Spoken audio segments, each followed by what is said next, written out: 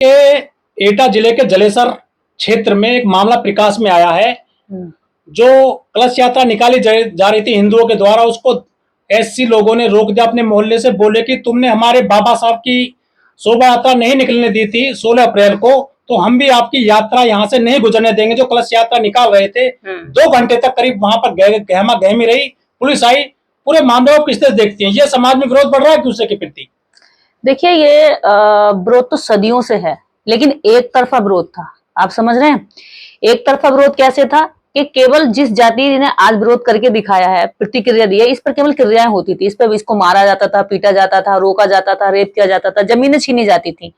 जिस दलित समाज ने आज हिम्मत दिखाई है ये कहने की कि जब तुमने हमारी बाबा साहब अम्बेडकर की जयंती को ये कहते हुए रोक दिया कि परमिशन नहीं है, तो आज उन्होंने कलश यात्रा को रोक दिया कि क्योंकि तुम्हारे पास भी परमिशन नहीं है।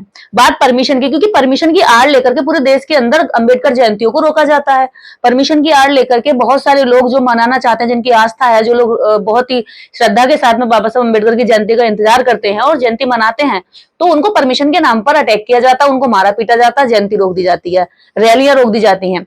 तो ऐसी स्थिति में आज ये पहला प्रकरण देश के अंदर हुआ है, लेकिन ये उन लोगों के लिए सबक है कि केवल आपका शोषण सहने के लिए ये वर्ग नहीं है, ये शोषण के खिलाफ आवाज उठाने की हिम्मत भी अब इसमें आ रही है। और यही कारण है कि एटा में ये केस देखने को मिला है कि इन्होंने कलश यात्रा रोक दी। अब बात यह है कि कलश यात्रा इन्होंने एक जगह की रोकी, या उन्होंने जैसे तर्क उन्होंने दिए वैसे ही तर्क के आधार पर इन्होंने बात करी। उन्होंने कोई मारपीट नहीं करी, किसी को घोड़ी से चढ़ने से नहीं रोका, किसी की व्यक्तिगत उसमें काम में टांग नहीं अड़ाई।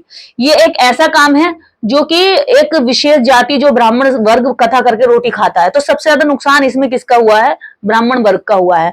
और ठाकुर को भी ये बात समझनी चाहिए, क्षत्रिय वर्ग को। क्षत्रिय समाज इस बात को नहीं समझ रहा है कि आपके कंधे पे धर्म की बंदूक रख के चलवाई जा रही है और आपसे जो है दलितों से लड़वाया जा रहा है, क्योंकि दलित कमजोर है। दलित आपके गांव में, आपके खेतों में मजदूरी करता है, वो कमजोर है, उससे लड़वाया जाता है।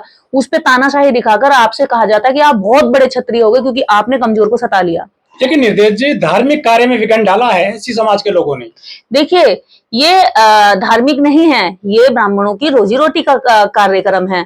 और कथा करते हैं तो रोटी खाते हैं, कथा करके ही तो कथा से बाबा तैयार हुए हैं, कथाओं से दुनिया भर के बलात्कारी रेपिस्ट तैयार भी हुए हैं। आपको पता ही होगा कितने बाबा जेलों में पड़े हैं।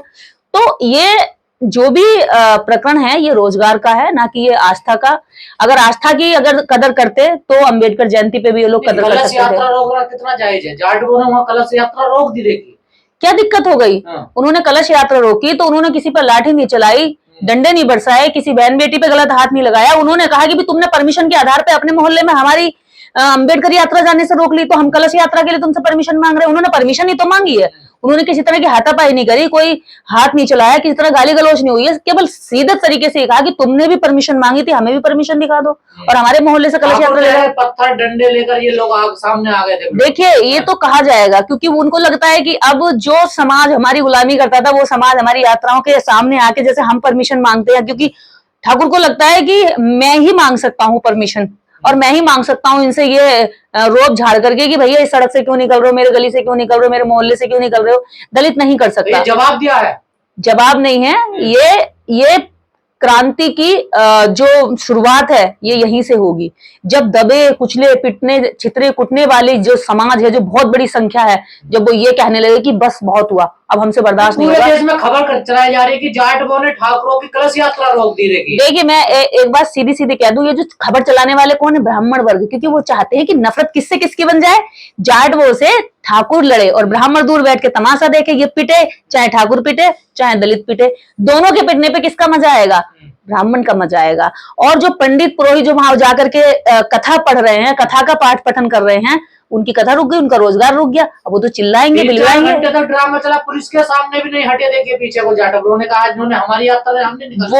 वो जो भी हुआ है वो एक तरह का प्रशासन के लिए भी एक बहुत बड़ा संदेश है कि भाई आप लोग इनकी यात्रा तो बहुत जल्दी रोक देते हो, तुरंत रोक देते हो, भगा देते हो, मारपीट कर देते हो, डरा देते हो।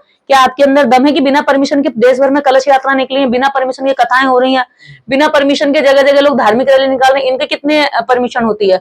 ये बिना परमिशन के हो जाते हैं। जागरण तनाव बढ़ेगा ना। देखिए, जब इतने दिन से दलित पिट रहा था, कुट रहा था, उसकी बारात रोकी जा रही थी, दलित की बारात रोकी जाती है, दलित की घोड़ी पे चढ़ने से रोका जाता, मूंछ काट दी जाती है, उसको जूते पहनने पे पीटा जाता, मजदूरी ना करने पे मारा जाता, बेगारी ना करने पे मारा जाता है, तो क्या तब देश में तनाव नहीं बढ़ता? आज एक घटना से तनाव आप बता रहे हैं, लेकिन इतनी घटनाएं दलितों के साथ होती तब देश के अंदर तनाव नहीं बढ़ता? क्या तनाव केवल तभी बढ़ता है जब दलित अपने अधिकार की बात करता है, जब सही बात करता है, तर्क की बात करता है, तब देश के अंदर तनाव नहीं बढ़ता? जब देश के अंदर ये लोग मार के पीट के फेंक दिए जाते हैं, थाने में इनकी एफआईआर तक नहीं लिखी जाती, तब तनाव नहीं बढ़ता? जब कोर्ट में इनके केस चलने से पहले ही इनको जो है बैठ करके समझौते करा के इनको डरा धमका के पीछे भगा दिया जाता है, तब तनाव नहीं चलता? दलित की बेटी मनीषा वाल्मीकि जब मार दी जाती है, रेप कर दी जाती है, उसको जिंदा तक जलाया जाएगा बेटियों को, तब तनाव नहीं बढ़ता? नहीं तो तनाव क्यों रोक रहे हैं जाटव के? रास्ता तो कौन सभी का रास्ता नहीं रोका गया? उन्होंने कहा कि तुमने हमसे परमिशन मांगी, हम भी तुमसे परमिशन मांग रहे हैं, इसमें झगड़ा किस बात का है भाई? वो भी परमिशन दिखा देते, उन्होंने परमिशन नहीं दिखाई थी तो उन्होंने उनके एरिया से नहीं निकाली रैली, ये भी ना निकालते। तनाव और लड़ाई झगड़ा करने के लिए खुद ये लोग गए धर्म का नाम लेकर के। धर्म क्या है? धर्म है कि आप दूसरों में शांति और करुणा मैत्री का भावना पैदा करें। धर्म ये नहीं है कि दूसरों से दंगा करने निकल जाए। अगर सर पे कलश रख लिया तो धार्मिकता नहीं हुई। धार्मिकता ये है कि जो दूसरे के दर्द को पहले समझा जाए, दूसरे की प्रति भावनाओं संवेदनाओं को जागरूक रखा जाए। ये कलश के लिए लड़ सकते हैं, लेकिन किसी दलित बेटी के ऊपर हुए अत्याचार के खिलाफ नहीं लड़ सकते। ये अपराधियों के साथ खड़े हो जाते हैं। निर्देश जी, सवाल यहाँ ये उठता है कि 2017 में उत्तर प्रदेश के ही सहारनपुर में ये जो यात्रा निकालने को लेकर विवाद हुआ था महाराणा प्रताप की और बाबा साहब की जयंती को लेकर, तो वहां कई लोगों की मृत्यु हो गई थी, बहुत सत्ता में हंगामा मच गया था पूरे उत्तर प्रदेश में। देखिए, जब भी समाज के अंदर तनाव होता है उसमें जाति का एंगल होता है। और जाति का एंगल क्यों होता है? क्योंकि जब इस देश के अंदर किसी भी कोने में जब तक दलित पिटता रहता है या उनके दबाव में रहता है, सामंतियों के दबाव में रहता है, जातिवादियों के दबाव में रहता है, तब तक तो माहौल शांत रहता है। उनको संतुष्टि होती है कि हाँ, जिनको हम दबा रहे हैं, जो इतिहास में दबे कुचले लोग हैं, जो समाज जो अभी तक दब के रहा है, वो दबा रहा है, तब तक उन्हें एहसास रहता है, खुशी होती है, सेटिस्फेक्शन होता है कि हाँ, ये दबे हुए हैं। लेकिन जैसे ही वो कहने लगता है कि मैं भी कुछ हूँ, मैं भी खुद को साबित करना चाहता हूँ, मेरी भी कुछ भावनाएं हैं, मैं भी धार्मिकता की भावनाएं रखता हूँ, मेरी भी कुछ भावनाएं किसी के साथ जुड़ी हुई हैं, अगर उस दलित समाज की भावनाएं बाबा साहब अम्बेडकर के साथ जुड़ी हुई हैं, तो इससे नफरत क्यों है? आज बाबा साहब डॉक्टर अंबेडकर को पूरा विश्व मान रहा है। अगर देश का दबा कुचला उसको आदर्श मान के अपना जीवन सुधारना चाहता है, अगर आप कहते हो कि वो केवल गरीब रह सकता है, अगर बाबा साहब को पढ़ करके वो शिक्षित होकर अमीर होना चाहता है, वो स्वाभिमानी होना चाहता है, वो साफ सुथरा रहना चाहता है, शहरों में घर बनाना चाहता है, शिक्षित होना चाहता है, तो फिर दर्द क्यों है?